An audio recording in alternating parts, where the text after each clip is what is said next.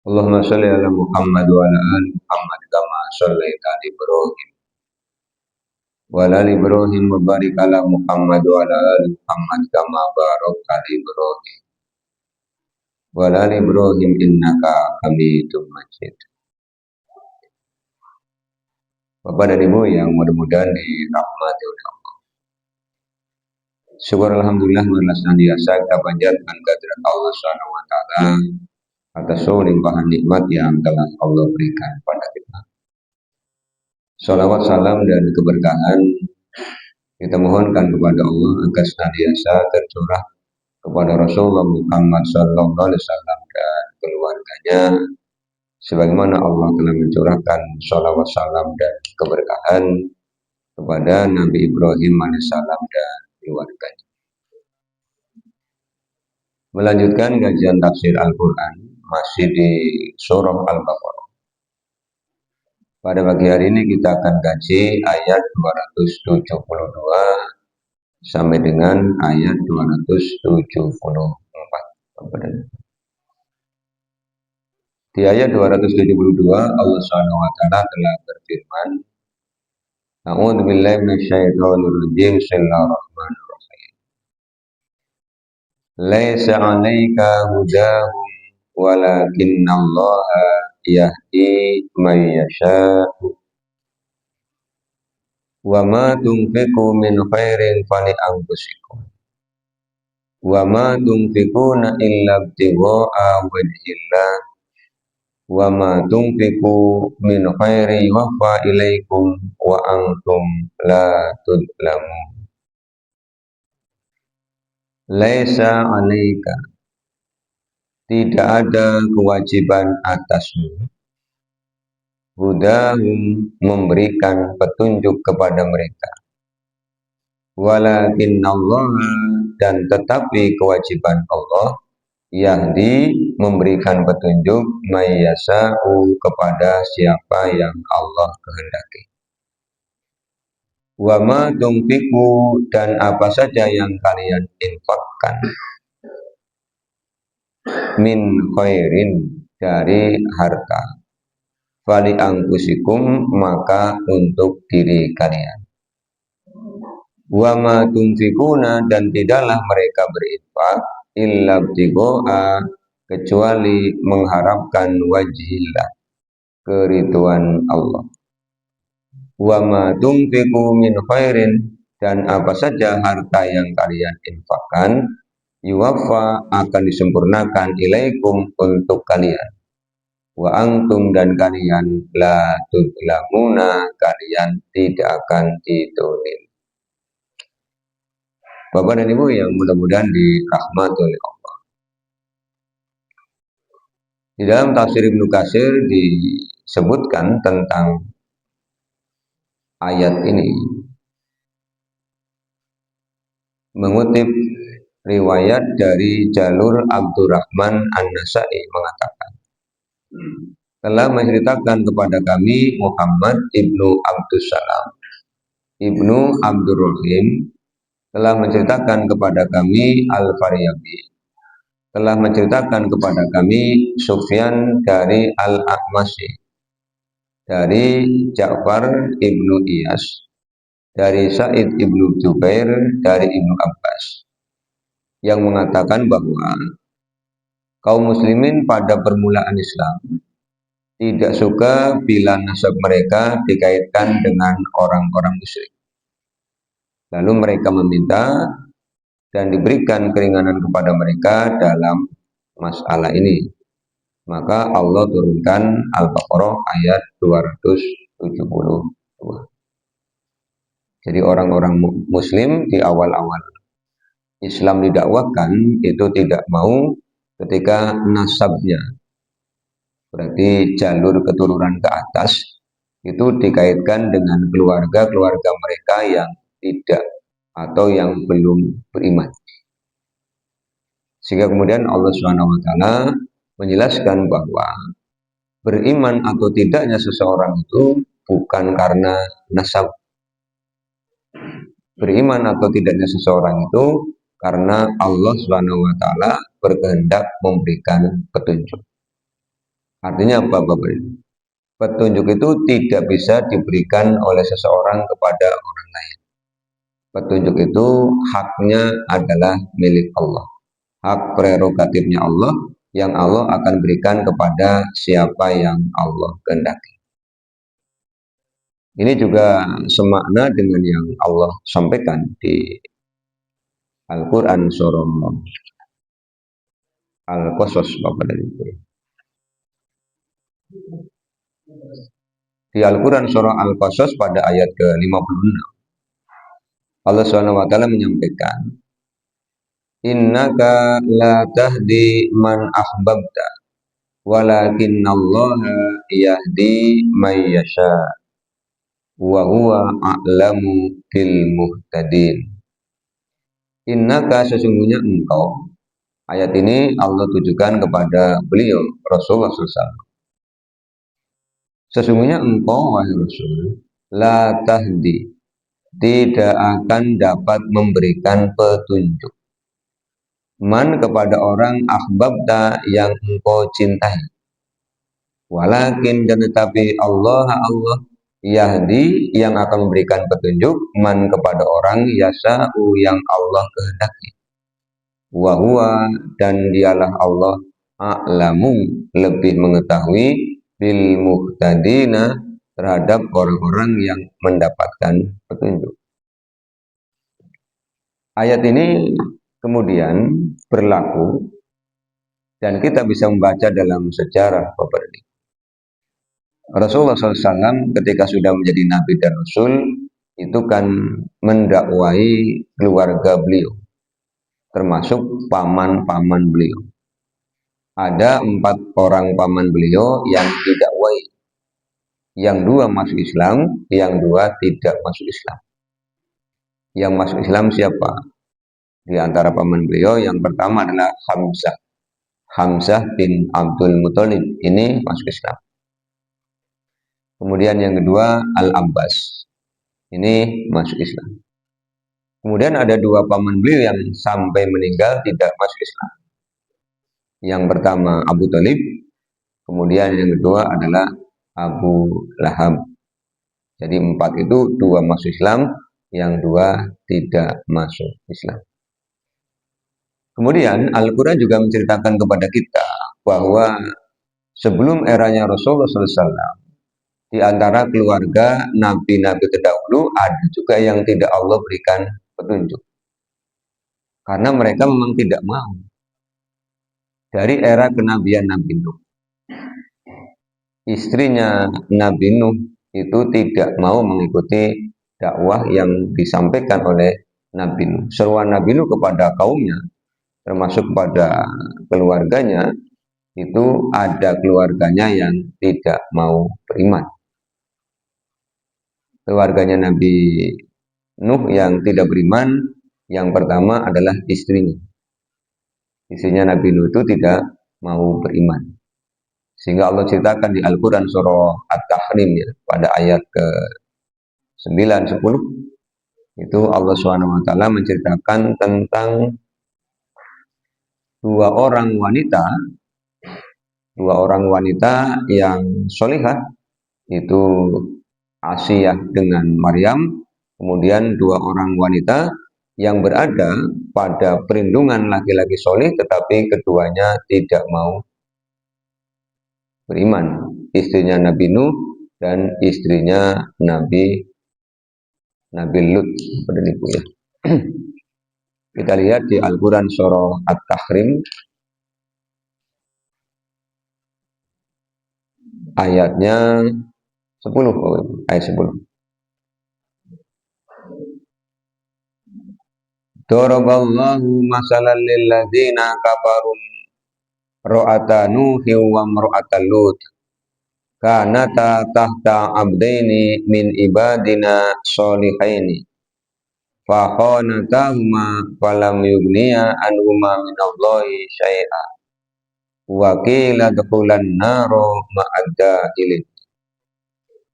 Daraballahu, Allah membuat masalan perumpamaan lilladzina kafaru untuk orang-orang kafir imro'ata nuhin, istrinya Nabi Nuh. Wa mro'ata Lutin, dan istrinya Nabi Lut. Kanata, keduanya, tahta abdaini, di bawah perlindungan, di bawah kepemimpinan dua hamba, min ibadina sholihain, di antara hamba-hamba kami yang solih. Tetapi keduanya tidak mau mengambil hidayah yang sudah Allah tawarkan. Kemudian di ayat yang ke-11 dari Al-Quran Surah At-Tahrim, Allah juga menyebutkan dua orang wanita solihah. Wa daraballahu masalan lil ladzina amanu imra'ata fir'auna. Dan Allah membuat perumpamaan untuk orang-orang yang beriman. Siapa? Imro'ata Fir'aun, istrinya Fir'aun. Suaminya durhaka kepada Allah SWT, tetapi istrinya adalah wanita yang solihah. Dia berdoa kepada Allah, Rabbibni li indaka baitan fil jannati wa najjini min fir'auna wa amalihi wa najjini minal qaumid dzalimin.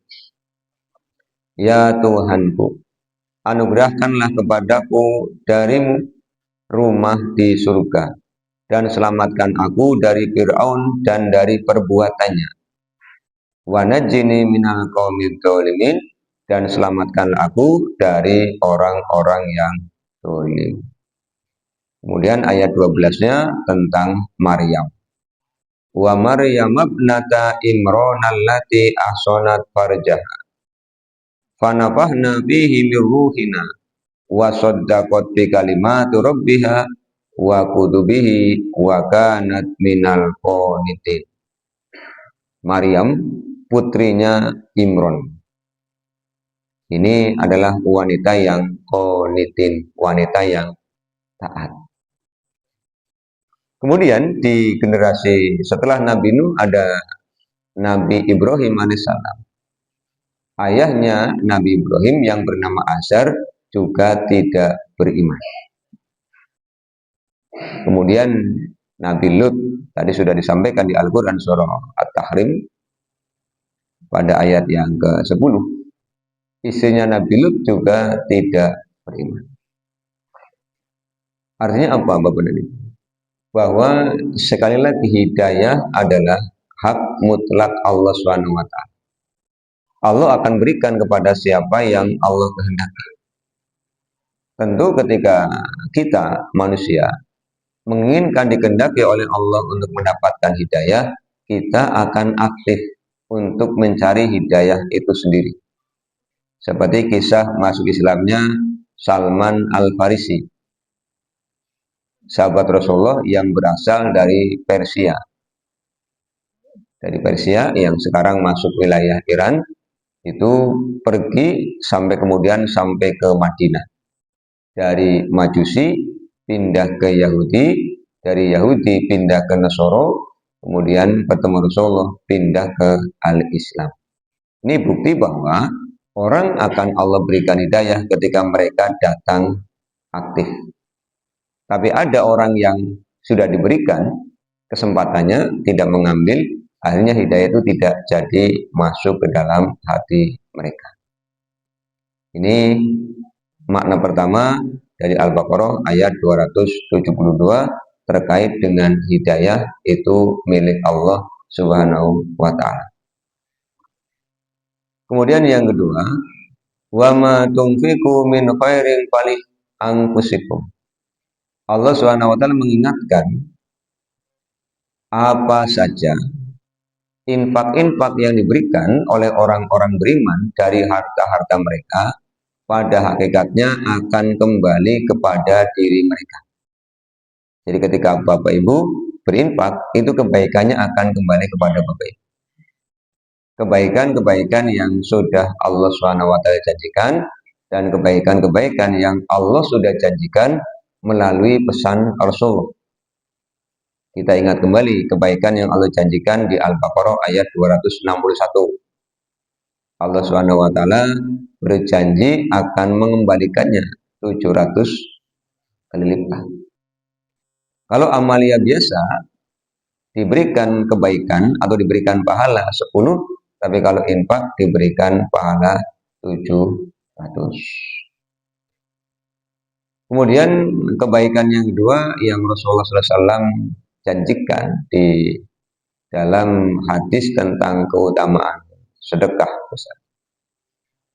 Ketika Rasulullah menyampaikan akan Allah Subhanahu wa taala akan memberikan perlindungan pada hari tidak ada perlindungan, berarti di masa. Di antaranya siapa? Orang yang tangan kanannya memberi, tangan kirinya tidak tahu. Ini pun kebaikan akan kembali kepada orang yang berinfak. Kemudian Rasulullah SAW juga menyampaikan bahwa orang yang bersedekah itu akan menjadi sebab tertolaknya bala yang akan menimpa dirinya. Ini janji yang Allah sampaikan melalui pesan Rasulullah. Kemudian nanti di ayat berikutnya kita akan kaji Allah Subhanahu wa taala berjanji akan menyuburkan sedekah.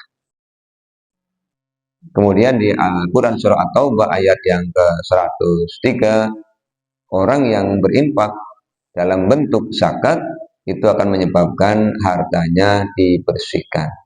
Khudh min amwalihim shadaqatan tutahhiruhum wa tuzakkihim biha.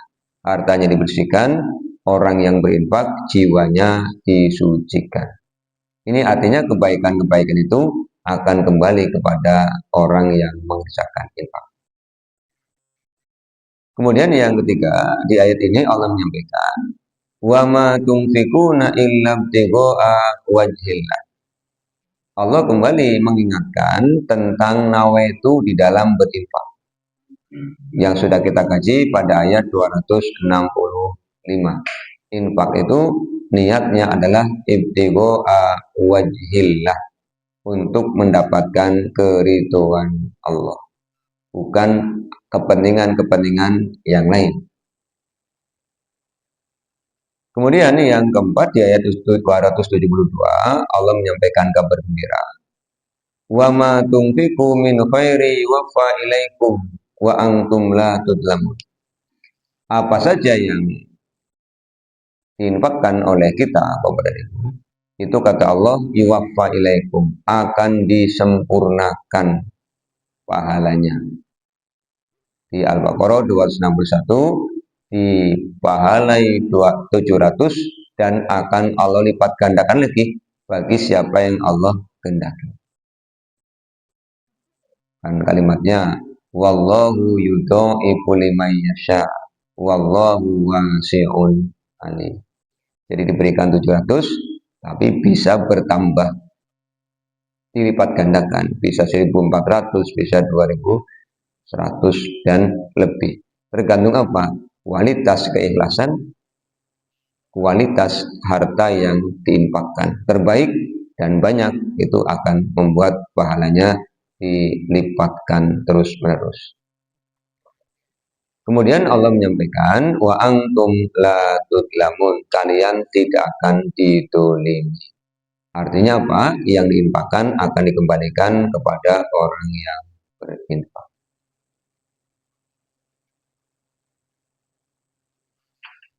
Kemudian ayat 273. Ketika muncul pertanyaan kepada siapa infak itu diberikan, sudah kita kaji di ayat 215. Kemudian di ayat 273 Allah juga menyebutkan siapa yang berhak untuk menerima infak dari orang-orang beriman, termasuk Bapak Ibu ya. Lil fuqara'i, untuk orang-orang fakir. Orang-orang fakir ini juga berhak untuk mendapatkan infak dari Bapak Ibu.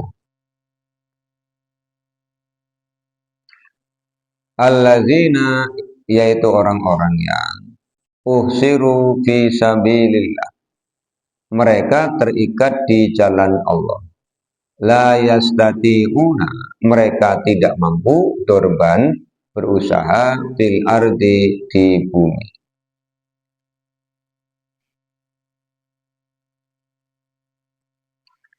yahsabuhumul jahilu agniya'a minat ta'affuf.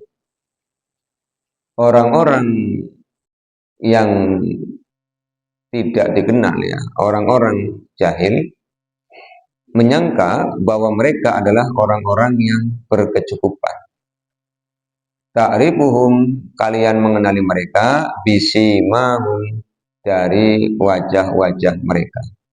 La yas'aluna nasa, mereka tidak meminta kepada orang-orang ilhaba, dengan memaksa. Wa ma tunfiqu min khairin, dan apa saja yang kalian infakkan dari harta, fa innallaha, maka sesungguhnya Allah, bihi, dengannya, alimun, maha mengetahui. Di ayat ke-273 Allah SWT menunjukkan kalau mau berinfak bisa diberikan kepada orang-orang fakir. Mereka orang-orang yang terikat waktunya, yang terikat tenaganya di dalam mentaati Allah, sehingga mereka tidak berkesempatan untuk berusaha. Misalnya orang-orang yang mengabdikan dirinya untuk berdakwah, sehingga definisi fakir itu kan orang yang tidak punya harta karena tidak punya pekerjaan, tidak punya pekerjaan dan tidak punya harta, itu menjadi fakir. Kalau miskin itu orang yang punya pekerjaan tetapi hasil pekerjaannya tidak mencukupi. Misalnya apa? Kebutuhan satu hari keluarganya 30, tapi ketika dia bekerja satu hari hanya dapat 25, berarti kan min 5. Ini namanya miskin. Tapi kalau fakir itu tidak punya pekerjaan sehingga tidak punya harta. Lah fakirnya disebabkan karena apa? Bukan karena malas. Karena ada juga orang yang fakir karena malas, tidak mau bekerja padahal fisiknya kuat, tenaganya ada, tapi dia memilih untuk tinggal di rumah. Ini fakir karena sebab keinginan dirinya. Tapi ini maksud oleh ayat 273 adalah orang yang fakir karena sebab dia mengabdikan dirinya untuk mentaati Allah. Dari pagi, siang, sore, malam kegiatannya adalah dakwah, sehingga tidak berkesempatan untuk mencari nafkah. Nah, maka ini kalau ada yang mau berinfak bisa diberikan kepada fakir tipe ini. Atau kalau ada baitul mal yang diambilkan dari baitul mal. Mungkin muncul pertanyaan, loh, itu berarti dakwanya tidak ikhlas. Dakwanya ikhlas, tetapi di rumah kan dia punya keluarga, ada anak, ada istri. Ada anak, ada istri yang harus dinafkahi. Dan nafkah untuk anak istri tidak bisa dengan diberikan tulisan ikhlas. Tidak bisa kemudian di kertas, nih nafkahnya namanya ikhlas, tidak bisa. Nafkahnya dalam bentuk harta. Maka orang-orang yang berharta bisa mengambil peran untuk memberikan nafkah kepada keluarga orang-orang yang mentaati Allah SWT dalam bentuk dakwah tadi. Jadi suaminya dakwah, mengajarkan al-Islam, kesana, karena tidak berkesempatan ngasab, nah keluarganya nafkahnya diambil. Kalau ada baitul mal, dari baitul mal. Kalau tidak ada, ya jamaahnya yang mengambil alih. Kemudian orang-orang fakir yang Allah gambarkan di ayat ini, ketika orang-orang tidak kenal menganggap mereka tidak fakir. Karena apa? Mereka tidak pernah minta dan tidak pernah menampakkan keluh kesah ketiadaan hartanya. Jadi bukan tipe orang yang kesana kemari ngeluh tentang penderitaan kekurangannya, tidak dikelihatan seperti itu. Bahkan mereka tidak meminta, tidak pernah meminta-minta kepada manusia. Ini yang Allah gambarkan. Kemudian Allah kembali memberikan penegasan, wa ma tunfiqu min khairin fa innallaha bihi alim. Apa saja yang kita infakkan Bapak Ibu, apa saja yang Bapak Ibu infakkan itu diketahui oleh Allah. Artinya apa? Kita diingatkan untuk kembali meluruskan niat. Jangan sampai lisan kita nawaitunya karena Allah, tetapi Allah tahu hati kita nawaitunya bukan karena Allah Subhanahu wa Ta'ala. Terakhir ayat 274 yang kita kaji pada pagi hari ini. Alladzina, yaitu orang-orangnya, yungfikuna, mereka menginfakkan, amwalahum, harta mereka, bil laili, malam hari, wan nahari, siang hari, sirron, secara sembunyi-sembunyi, wa alaniyatan, dan secara terang-terangan. Falahum, maka untuk mereka, ajruhum, pahala mereka, inda rabbihim, di sisi Tuhan mereka.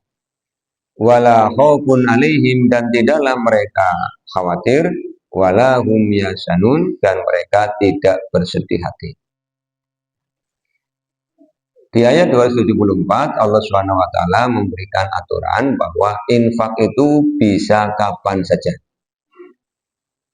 Satu, bisa dikerjakan pada malam hari. Karena pada malam hari pun ada orang-orang yang membutuhkan. Tadi ada orang-orang fakir, ada orang-orang miskin yang membutuhkan sebagian dari harta bapak dan ibu. Jadi jangan punya pemikiran infaknya kalau siang saja. Nah, nanti kalau malam ada yang butuh, ada yang lapar, tidak ada yang memberikan pertolongan. Jadi malam pun itu silakan berinfak. Kemudian meskipun malam hari dalam keadaan gelap, pada saat memberi, yang tahu adalah orang yang memberi dan yang menerima. Jangan lupa Allah pun tetap mengetahui. Allah tetap melihat, Allah tetap memperhatikan, Allah tetap mengawasi. Karena Allah Subhanahu wa taala menyebut dirinya Al-Basir, Maha melihat. As-Sami, Allah Maha mendengar. Al-Alim, Allah Maha mengetahui. Al-Khabir, Allah Maha meneliti.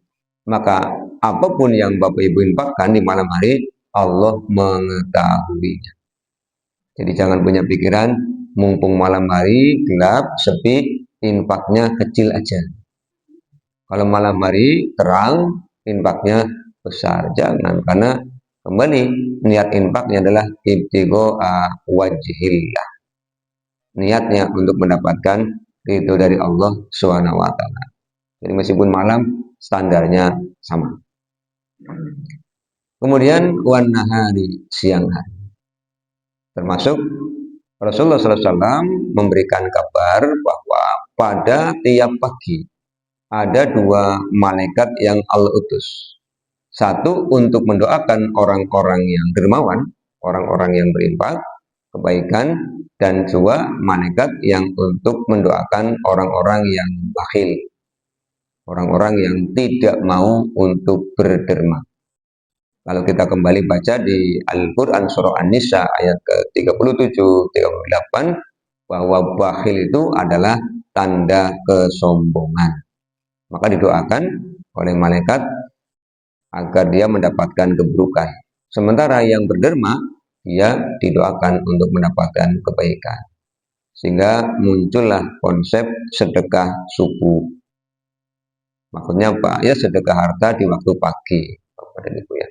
Bisa dalam bentuk makanan, bisa dalam bentuk uang, bisa dalam bentuk pakaian, bahkan bisa dalam bentuk yang mungkin Bapak Ibu anggap ringan tetapi sebenarnya ini memberikan manfaat. Misalnya begini, Bapak Ibu ketempatan kegiatan pengajian. Kalau di kita kan ada istilah ketiban pengajian.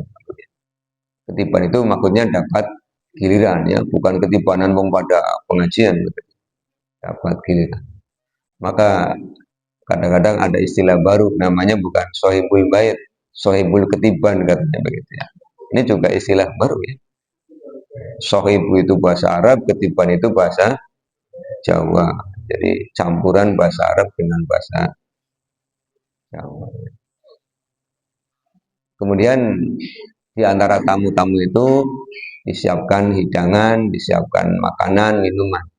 Ada wedang misalnya pakai gelas teh manis, mungkin juga kopi, mungkin juga jahe, seperti kalau malam Sabtu ya, andalannya kan jahe kan. Kemudian ada juga misalnya jamaah yang datang itu menghendaki minumnya air jernih, bukan air putih ya, air jernih. Ini tidak ada warnanya, air jernih. Nah, setelah mereka makan, minum, gelas-gelas air mineralnya oleh tuan rumah dikumpulkan. Nah, begitu pagi ada saudara-saudara kita itu yang mencari.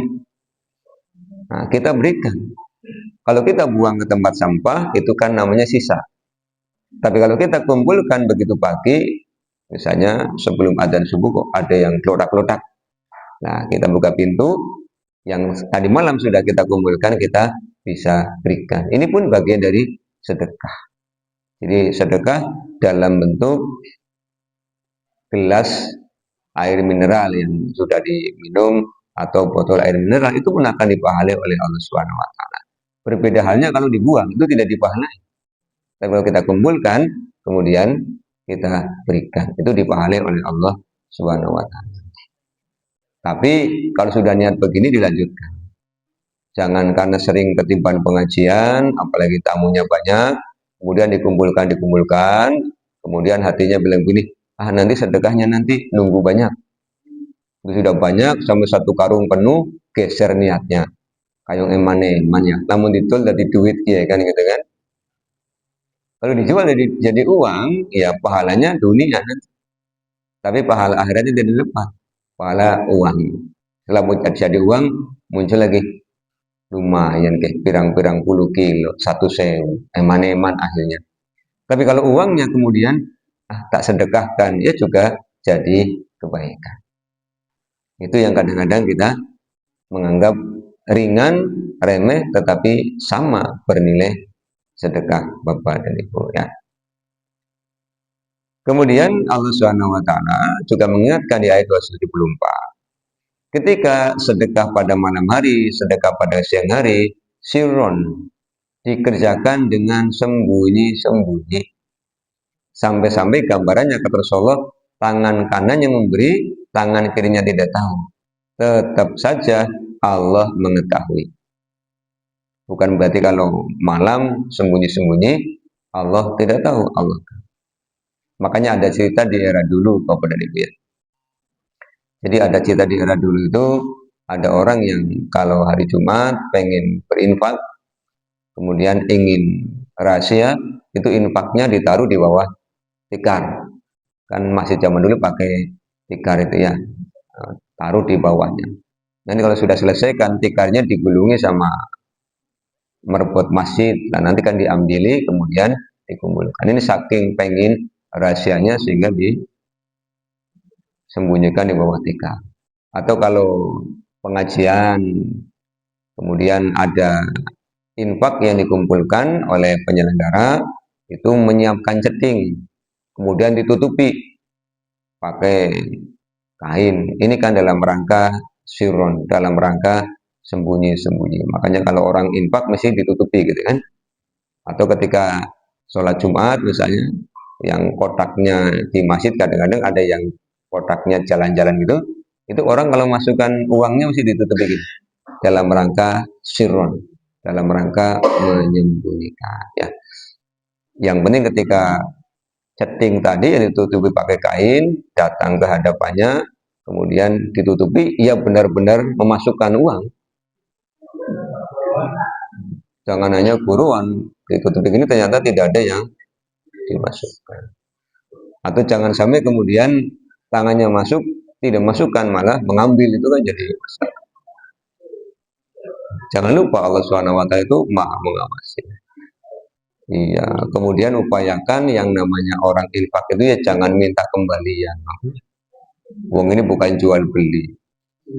Iya, jadi pas chattingnya lewat, kemudian infaknya 2.000 minta kembalian, sewu baiklah gitu. Infaknya jangan upayakan, kalau sudah niat ya berikan semua. Ini sirr. Kemudian yang kedua wa alaniyatan, terang-terangan. Biasanya kalau infaknya ke lembaga itu Pak, karena mesti dicatat. Datang ke panti-panti asuhan misalnya untuk berinfak kepada anak yatim, mempraktekkan Al-Baqarah 215 ya, kan mesti ditanya, mohon maaf Bapak, sebagai bentuk akuntabilitas sih Mas, akuntabilitas, pertanggungjawaban dan transparansi pengelolaan keuangan dari donatur, maka izinkan kami mencatat nama, alamat, jumlah infaknya kan tercatat. Ini kan wa'ala niatan. Ya. Yang penting bukan atas keinginan yang memberi infak. Bukan atas keinginan donatur mengatakan, ya siap mau infak. Syaratnya apa? Dicatat. Berarti itu kan ada permintaan, tidak. Permintaan dari orang yang akan menerima.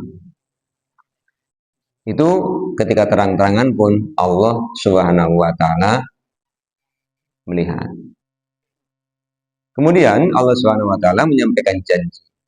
Infak yang dikeluarkan pada malam hari, pada siang hari, sembunyi-sembunyi atau terang-terangan, sudah Allah siapkan falahum ajruhum inda rabbihim. Sudah Allah siapkan pahala di sisi Allah. Dan pahala di sisi Allah tentu surga, Bapak dan Ibu ya. Dengan segala macam kenikmatannya. Nah, kita lihat misalnya di Al-Quran surah Al-Zariyat. Al-Quran surah Al-Zariyat. Surah berapa Bu?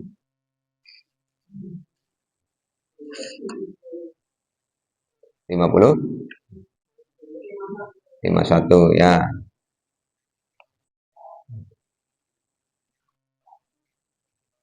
Al-Quran surah Al-Zariyat ayatnya 15 sampai 19. Innal muttaqina fi jannati wa uyun. Sesungguhnya orang-orang munafik, orang-orang munafik. Sesungguhnya orang-orang muttaqin. Innal muttaqina, sesungguhnya orang-orang muttaqin fi jannati wa uyunin, di dalam surga, wa uyunin, dan mata air, mata air. Akhidina, mereka mengambil ma apa-apa atahum rabbuhum, yang diberikan oleh Tuhan mereka. Jadi sudah masuk surga dan akan mengambil apapun yang Allah sudah siapkan di dalam surga. Innahum, sesungguhnya mereka, kanu adalah qabla zalika, sebelum yang demikian, muhsinina, mereka muhsin. Kanu adalah mereka qalilan, sedikit, minal laili, di malam hari, mayahjauna, tidur. Jadi orang yang kalau malam hari tidak dihabiskan waktunya untuk tidur, itu calon penghuni surga. Meleknya untuk apa Bapak Ibu? Meleknya untuk tahajud, untuk witir, untuk beristighfar. Wabil ashari hum yastaghfirun. Tapi kalau meleknya hanya untuk melek-melek, kemudian ngobrol, malam itu niatan ulun, ya tidak. Ya. Jadi meleknya ada kegiatan untuk mentaati Allah Subhanahu wa ta'ala. Kemudian ayat 19-nya, wa fi amwalihim haqqun lis-sa'ili wal mahrum. Jadi mereka menunaikan dari harta mereka hak-hak orang yang meminta-minta dan orang yang telah ditetapkan pembagiannya. Maka kalau ada yang datang ke rumah untuk meminta, Bapak Ibu ingat Az-Zariyat ayat ke-19 ya, itu diberi karena itu Bapak Ibu akan menjadi calon penghuni surga. Kemudian anugerah Allah berikutnya di dunia maupun di akhirat bagi orang-orang yang berinfak, wala khaufun alaihim, orang yang berinfak, orang yang bersedekah, orang yang sudah mengeluarkan zakat, itu akan Allah berikan anugerah, dihindarkan dari rasa khawatir. Apa hubungannya? Sudah infak kok rasa khawatirnya hilang. Kembali kepada Al-Baqarah ayat 265, Allah SWT menyampaikan, Di antara anugerah yang Allah berikan kepada orang yang berinfak adalah watasbitam min anfusih, diteguhkan hatinya. Kalau hatinya teguh, pasti kekhawatirannya akan berkurang. Sebab apa? Rasa bersandarnya kepada Allah semakin besar, semakin tinggi. Bahasa gampangannya, hartanya dikeluarkan, kemudian orang bertanya, jenengan tidak takut kekurangan? Tidak, karena yang diinfakkan tidak akan hilang. Karena punya Allah yang maha kaya, yang maha mencukupi. Bukankah doa kita ketika sholat itu kita mengatakan kepada Allah di doa duduk di antara dua sujud? Setidaknya kan kalau berdoanya 5 hal, kita minta dicukupkan. Allahumma gfirli warhamni wajburni wahdini warsukni. Itu kalau mintanya 5. Allahumma gfirli, ya Allah ampunilah aku. Warhamni, sayangilah aku. Wajburni, cukupilah aku. Sehingga dia tidak akan khawatir. Wahdini, tunjukilah aku, sehingga dia tidak akan khawatir. Karena setiap persoalan yang datang pada dirinya, orang-orang yang berinfak karena Allah SWT yakin Allah sudah siapkan solusi. Jadi tidak ada jalan buntu, tapi jalan-jalan kemudahan terbuka lebar. Kemudian warsukni, minta diberikan rezeki. Dan rezeki itu Bapak Ibu jangan dibatasi. Kadang-kadang kita berpikir rezeki itu hanya duit. Tidak. Sehat itu juga rezeki. Kemudian banyak teman juga rezeki. Kemanapun bepergian tidak pernah bingung. Di kota manapun ada kenalan. Itu bagian dari rezeki. Tetangga kanan kiri, depan belakang semuanya baik, itu pun rezeki. Kemudian yang terakhir, walahum yahzan. Orang-orang yang infaknya karena Allah Subhanahu wa taala dihindarkan dari rasa bersedih. Di dunia dihindarkan dari rasa sedih. Apa sih yang menyebabkan orang sedih itu? Biasanya 2 hal. Satu, kehilangan sesuatu. Kan ketika orang berinfak hartanya dikurangi secara lahiriah. Tapi karena dia yakin ini perintah Allah, Allah akan mengembalikannya 700 kali lipat, maka dia tidak akan bersedih. Seperti orang yang nabung. Orang nabung itu tidak ada yang sedih. Bahkan kalau ada lagi, tabung lagi, ada lagi, tabung lagi. Kalau mau nabung, berangkatnya semangat. Sebab apa? Uang yang ditabung tidak hilang. Apalagi ini kepada Allah Subhanahu wa ta'ala. Kemudian di akhirat jelas. Ketika bangun di mahsyar, infaknya diterima oleh Allah akan menjadi naungan. Sehingga dia tidak khawatir kepanasan. Tidak akan bersedih. Karena hisabnya akan mudah. Ketika nanti lewat di atas sirat, tidak akan khawatir karena amalnya banyak. Ketika nanti sudah selamat, jelas di surga kekhawatiran itu akan hilang, kesedihan itu akan hilang. Yang ada bagi penduduk surga adalah kebaikan, kebahagiaan, kesenangan, ketentraman yang hakiki. Bapak dan Ibu yang mudah-mudahan dirahmati Allah, kesempatan yang Allah berikan kepada kita berupa hidup, kesempatan yang Allah berikan pada kita berupa harta, kita manfaatkan untuk mentaati Allah Subhanahu wa taala. Sebagai penutup, saya ingin bacakan Al-Qur'an surah Al-Munafiqun pada ayat yang ke-9 dan 10.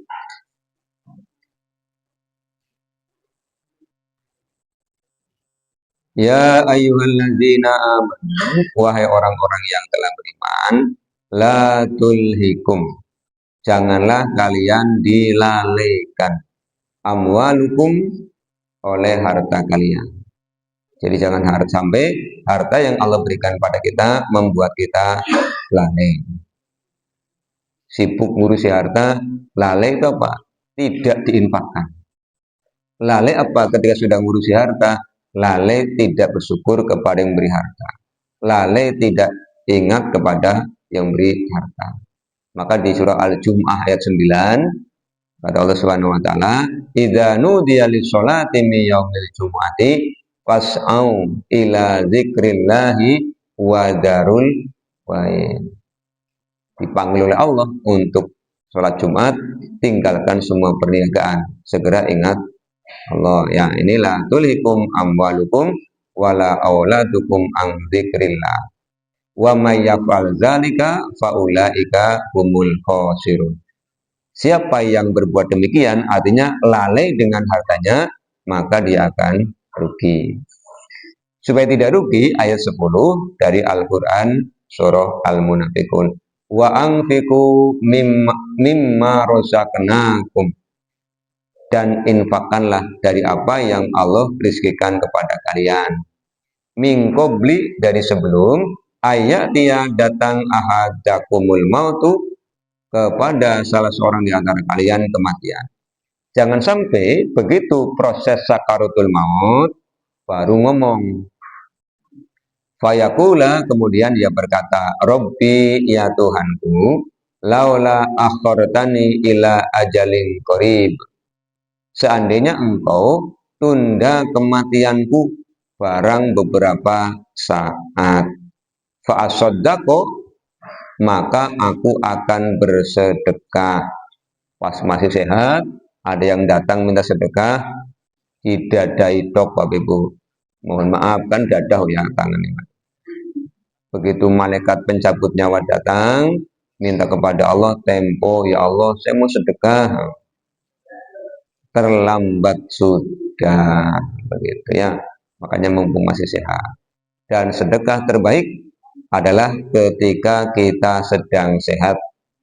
Sedekah terbaik ketika kita sedang ingin kaya. Sedekah terbaik ketika kita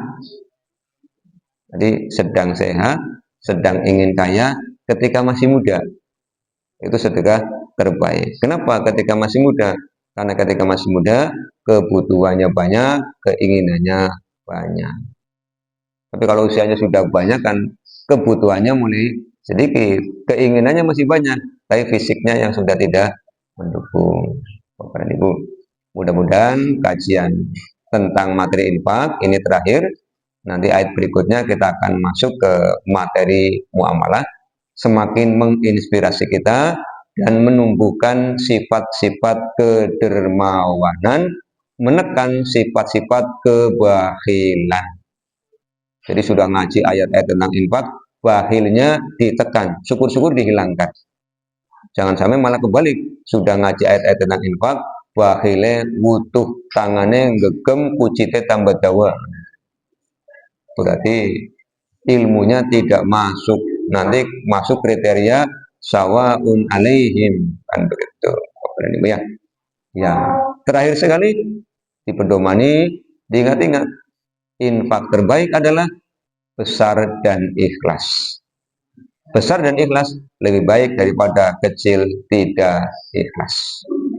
Ini diingat-ingat ya, jadikan sebagai penyemangat. Kita tutup dengan baca doa kafaratul majelis. Subhanakallahumma bihamdika asyhadu an la ilaha illa anta astaghfiruka wa atubu ilaika. Assalamualaikum warahmatullahi wabarakatuh.